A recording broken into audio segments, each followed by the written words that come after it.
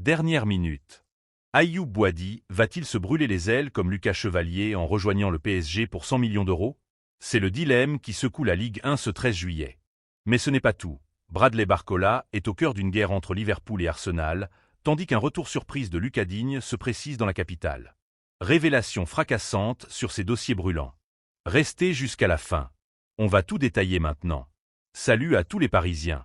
Abonnez-vous si c'est votre première fois ici et activez la cloche des notifications pour ne rien rater de l'actualité mercato du club de la capitale. Lâchez un gros like pour soutenir le travail. Merci beaucoup.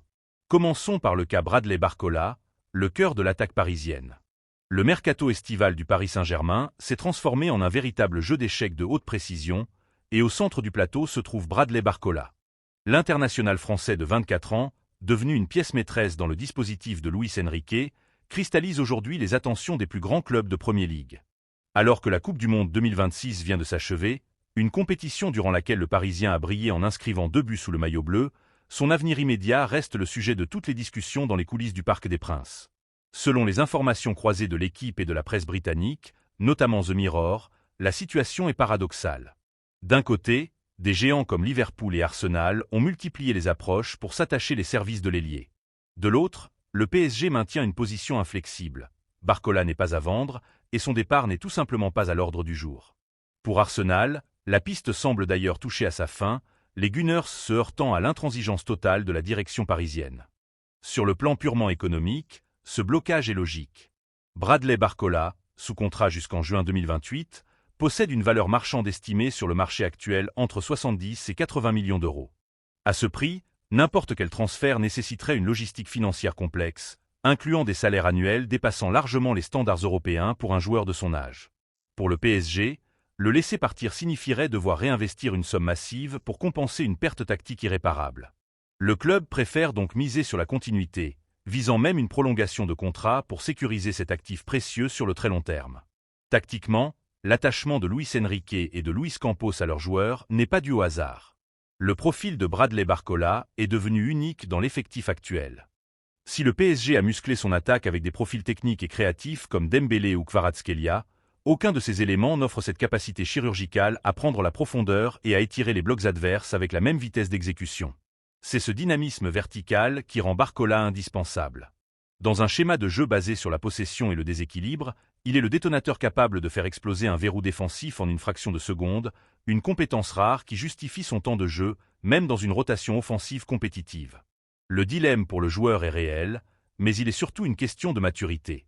D'un côté, la perspective d'un rôle de titulaire indiscutable dans une écurie de Premier League, avec les revenus financiers et l'exposition médiatique que cela implique. De l'autre, la sécurité et l'ambition d'un projet parisien en pleine restructuration, qui mise sur la stabilité pour conquérir l'Europe. En choisissant de rester, Barcola accepte de se battre pour sa place, conscient que la concurrence interne, avec des renforts comme Ferran Torres, impose un niveau d'exigence quotidien maximal. Le PSG n'est plus dans une logique de vente compulsive, mais dans une stratégie de consolidation. L'arrivée annoncée de nouveaux profils offensifs comme Diomandé ou Akliouche ne remet pas en cause le statut de Barcola. Au contraire, elle densifie l'effectif pour multiplier les options tactiques.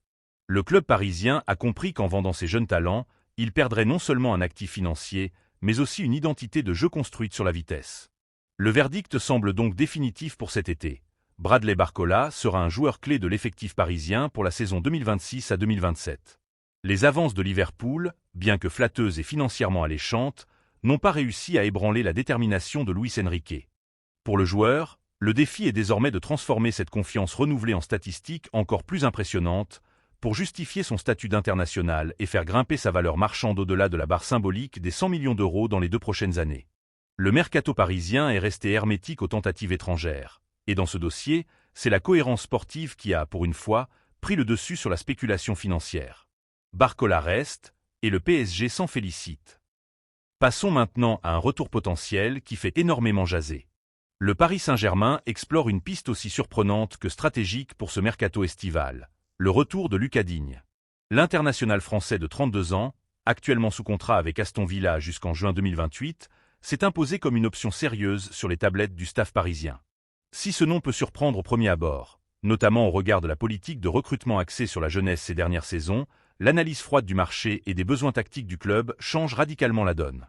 Ce dossier n'est plus une simple rumeur, mais une réalité documentée, confirmée par des sources aussi fiables que Fabrizio Romano et les équipes de foot Mercato. Sur le plan financier, l'opération présente un ratio risque-récompense extrêmement attractif pour la direction parisienne. Avec une clause libératoire située entre 10 et 12 millions d'euros, le club s'offre la possibilité de recruter un joueur aguerri, doté d'une immense expérience internationale et d'un vécu en Premier League, pour une somme dérisoire à l'échelle des standards actuels du football européen. À l'heure où les prix des latéraux dépassent régulièrement les 40 ou 50 millions d'euros, s'attacher les services d'un joueur de ce calibre pour moins de 15 millions est une aubaine économique. Aston Villa semble d'ailleurs avoir anticipé ce départ, en ciblant activement Pervier Stupinant, le latéral gauche de l'AC Milan, pour assurer sa succession immédiate. Pour le PSG, ce transfert répond à un besoin de stabilité et de profondeur de banc. Luis Enrique, le technicien parisien, sait que pour viser les sommets de la Ligue des Champions, il faut jongler avec des calendriers surchargés. Lucas Digne apporte un profil différent, une qualité de centre précise, une discipline tactique irréprochable et surtout une mentalité de compétiteur qui a été régulièrement saluée en équipe de France ces dernières années. Alors que l'effectif actuel possède des profils explosifs et tournés vers l'avant, l'apport d'un joueur capable de verrouiller son couloir tout en offrant des solutions offensives par sa science du placement devient un atout précieux. Le joueur, lui, est face à un dilemme professionnel classique. Accepter de quitter une place de titulaire en Angleterre pour relever le défi d'un grand club, avec la perspective alléchante de soulever des trophées majeurs, dont la Coupe aux grandes oreilles, un titre qui manque encore à son palmarès en club. Cependant, il convient de rester mesuré. Si les discussions initiales ont bien eu lieu et que l'intérêt est réel, rien n'est encore gravé dans le marbre. Le mercato est un jeu d'échecs permanent où chaque partie tente de faire bouger les lignes à son avantage. Selon la presse française, il est tout à fait possible que cet intérêt soudain soit aussi utilisé par l'entourage du joueur pour forcer une revalorisation salariale ou une prolongation de bail à Aston Villa. Dans le milieu du football, l'annonce d'un intérêt du PSG est souvent le levier ultime pour accélérer des négociations contractuelles. Digne, fort de son statut, est en position de force pour exiger de meilleures garanties, qu'elles soient salariales ou sportives, quelle que soit l'écurie où il évoluera lors de la saison à venir. Le club parisien, sous la houlette de sa direction sportive, semble décidé à ne pas se précipiter. Le PSG a appris de ses erreurs passées. Chaque recrutement doit être réfléchi, cohérent avec l'identité de jeu prônée par Luis Enrique et économiquement soutenable sur le long terme. Si Lucas Digne revient à Paris, ce ne sera pas pour faire de la figuration, mais pour apporter cette valeur ajoutée qu'un groupe en quête de consécration européenne doit posséder, de la maturité. Les prochains jours seront décisifs. Soit les négociations s'accélèrent et le PSG active la clause libératoire, signant ainsi un coup de maître à petit prix, soit cette piste s'éteindra aussi vite qu'elle est apparue, révélant qu'il ne s'agissait que d'un écran de fumée médiatique. Une chose est certaine. À ce prix-là, le marché reste en alerte, et les dirigeants parisiens gardent la main sur un dossier qui, bien que discret, pourrait bien être l'une des affaires les plus intelligentes de cet été. Avant de passer au dossier le plus brûlant, je veux voir combien d'entre vous sont encore là. Lâchez un énorme pouce bleu sur cette vidéo. Je compte sur vous. On enchaîne avec le cas Ayoub Boadi. Le marché des transferts est entré dans une zone de turbulence intense, et au cœur de cet ouragan, un nom cristallise toutes les attentions, Ayoub Boadi. Le milieu de terrain du LOSC, tout juste âgé de 18 ans, est devenu en l'espace d'une saison la cible prioritaire des plus grandes écuries européennes. Selon la presse française et les dernières indiscrétions récoltées par Fabrizio Romano, le club nordiste se prépare à un été charnière. Après une saison où il a littéralement éclaboussé la Ligue 1 de son talent, disputant 32 rencontres dont 28 titularisations indiscutables, Boadi n'est plus une simple promesse, c'est une valeur sûre. Le contexte économique est clair. Olivier Létang, le président du LOSC, ne compte pas brader sa pépite.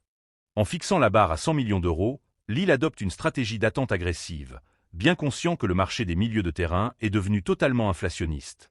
Pour un joueur de ce profil, capable de dicter le tempo, doté d'une intelligence tactique supérieure à la moyenne et d'une endurance lui permettant de couvrir des zones immenses, les clubs anglais, espagnols et même le PSG, bien qu'échaudés par le passé, gardent un œil attentif sur le dossier.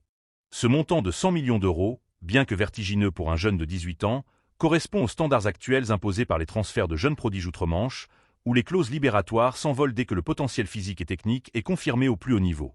Pourtant, une ombre plane sur ce transfert potentiel, le cas Lucas Chevalier. Le portier tricolore, autrefois pilier de la défense lilloise, avait fait le grand saut vers le Paris Saint-Germain avec l'espoir de changer de dimension. Le résultat, aujourd'hui, est scruté par tous les observateurs. En signant au PSG, Chevalier s'est retrouvé confronté à une concurrence exacerbée, une pression médiatique étouffante et des exigences tactiques qui ont, semble-t-il, entravé sa progression naturelle.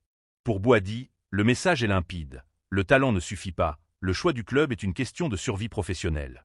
Le milieu de terrain marocain, fort de son épopée jusqu'en quart de finale de la Coupe du Monde 2026 avec les Lions de l'Atlas, possède désormais une expérience internationale que très peu de joueurs de son âge peuvent revendiquer. Cette participation au mondial a fait exploser sa valeur marchande, passant d'un statut de révélation à celui de crack mondial. Tactiquement, Boady est une pépite rare.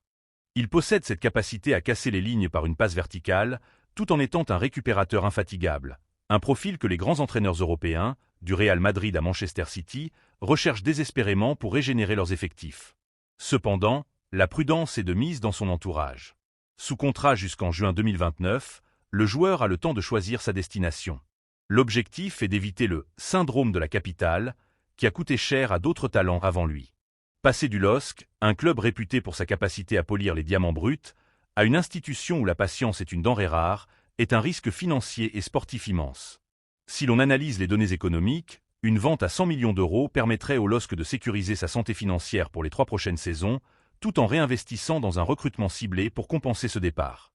Pour le joueur, le salaire proposé par les prétendants, qui dépasserait allègrement les standards actuels de Ligue 1 avec des primes à la signature se comptant en dizaines de millions, est forcément un facteur de réflexion. Mais à 18 ans, est-ce vraiment le moment de privilégier l'aspect financier au détriment du temps de jeu? C'est tout l'enjeu de ce dossier. La presse spécialisée s'accorde à dire que le dossier ne se réglera pas avant la fin du mois d'août. Les clubs acheteurs, conscients de l'exigence d'Olivier Létang, jouent la montre. Ils savent que le joueur, malgré son envie de franchir un cap, reste très attaché à la stabilité qu'il a connue dans le Nord. Le PSG, de son côté, doit composer avec une gestion de l'effectif très stricte pour respecter les règles du fair-play financier, rendant une opération de 100 millions d'euros complexe à monter sans dégraisser massivement. En fin de compte, Ayoub Boady se retrouve à la croisée des chemins. Il est l'archétype du milieu de terrain moderne, celui qui peut faire basculer un match par son placement, sa vision de jeu et son agressivité positive sur le porteur du ballon.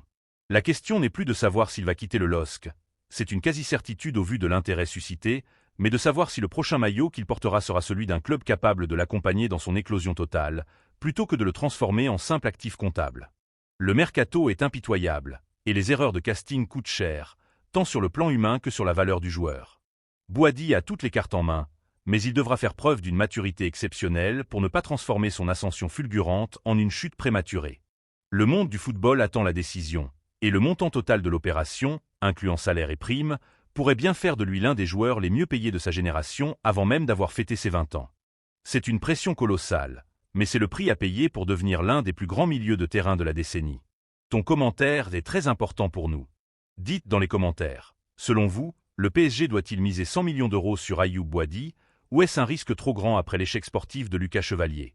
N'oubliez pas de vous abonner à la chaîne pour suivre en exclusivité l'actualité mercato des Parisiens, de liker et de partager la vidéo pour soutenir la chaîne. Merci beaucoup.